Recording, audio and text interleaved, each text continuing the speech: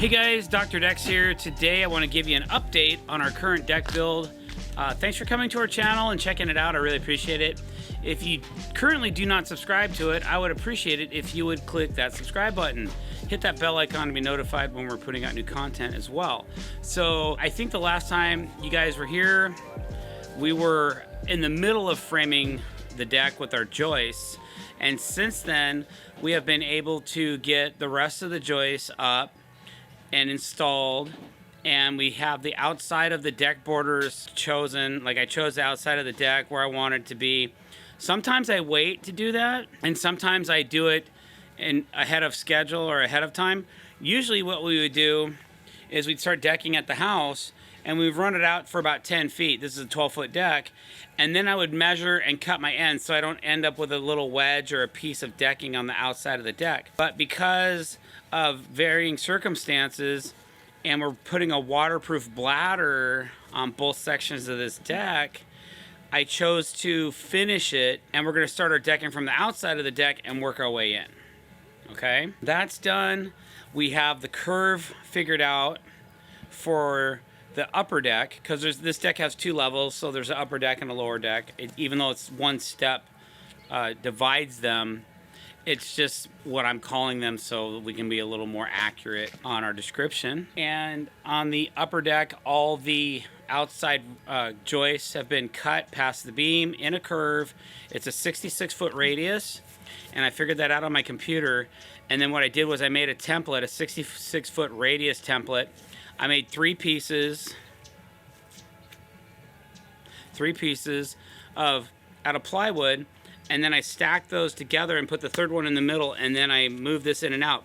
I knew where my ends were gonna be on that 66-foot radius, and I knew where the center was gonna be, so then I was able to take those three pieces, average them out to create the curve, and then we bent some decking on that curve, and then I used the deck boards, and I did the same thing on the frame. I pinned, or I clamped both edges of the curve boards down to the joist, and then I brought the middle, because if you took it in too far, then the boards go like this.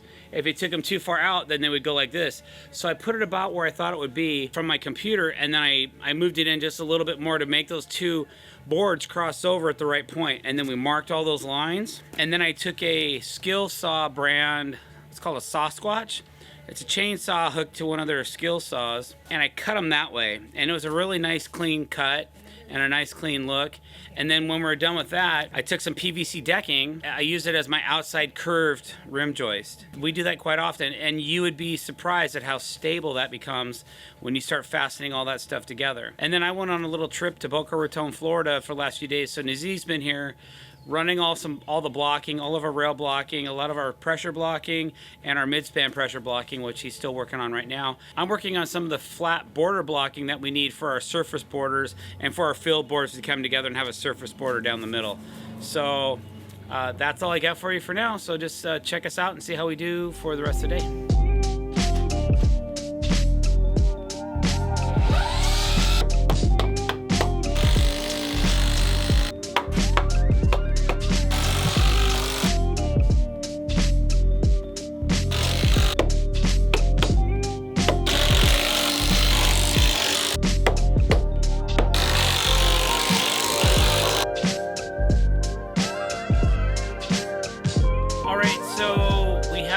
The mid-span pressure blocking done on this deck, and now we're trying to create some areas where there's two spots on this deck where the decking need to meet over an area because the deck's too wide to just install the decking, and we're not doing random patterns. It's better when you do a PVC deck if you actually have intentional breaks in the deck so things can move back and forth, expand and contract, because PVC moves in the heat and the cold. What we're doing is we're going to do a double racing stripe kind of concept, because this deck's so fast, you know what I'm saying? Like, it zooms. So we are doubling up on our surface border that's going to coincide with all the decking going this way, and then these two boards are going to go this way, right? And so what we did was we decided, okay, if we're going to do that, how do we do it? There's two ways to do it, but because we're doing a waterproof bladder, there's really only one way to do it correctly. We're actually filling an entire joist bay with solid blocking so that not only can these boards have a place to go And these boards can have a place to go, but then the water has a place to go off of all that and into the joist bays that have the waterproof bladder installed. So that's what we're going to be working on now, and I'm not sure what else we'll get done today, but that's the next step.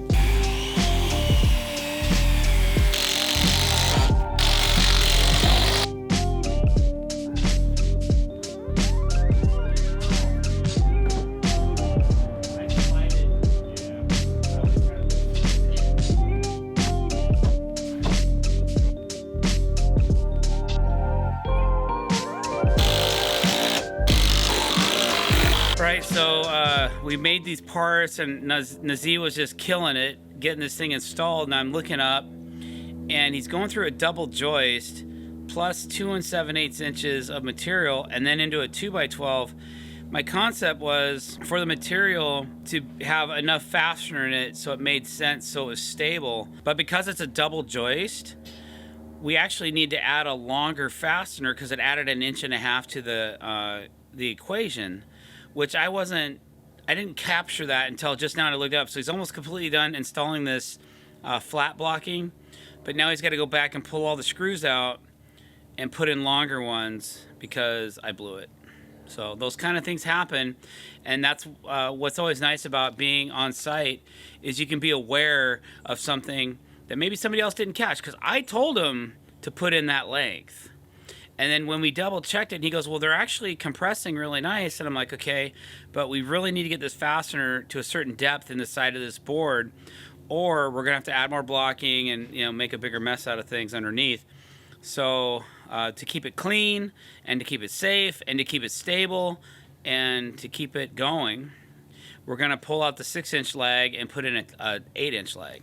All right, guys, that's all the time we have for you today. I hope you learned a little something about support blocking or sturdying things up or stuff, deck building stuff in general. So if you did, please click that subscribe button, hit the bell icon to be notified when we're putting out new content, and like our videos, because that's awesome to do.